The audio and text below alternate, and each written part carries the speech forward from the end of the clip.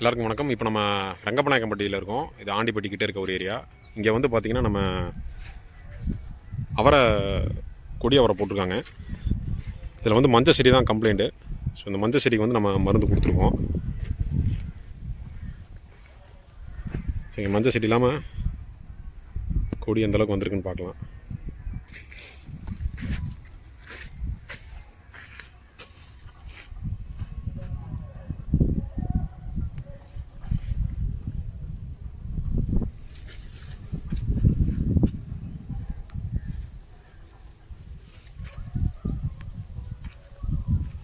தோட்டம் ஃபுல்லாகவே நம்ம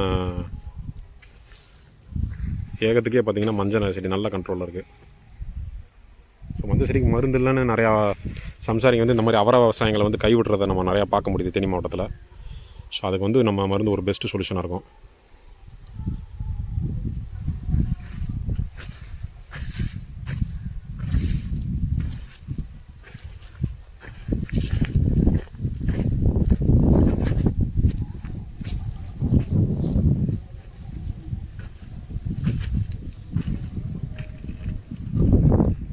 இவர் தான் நம்ம சம்சாரி. அண்ணா உங்கள் பேருண்ணே?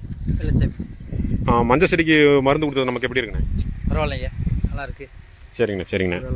ஓரளவு உங்களுக்கு கண்ட்ரோல் பரவாயில்லைங்களா? திருப்தியாக இருக்குங்களா? சரிங்கண்ணே. ஆரம்பத்தில் மஞ்சள் செடி விழுந்து மாறுச்சுங்களா இல்லை விழுகவே இல்லைங்களா?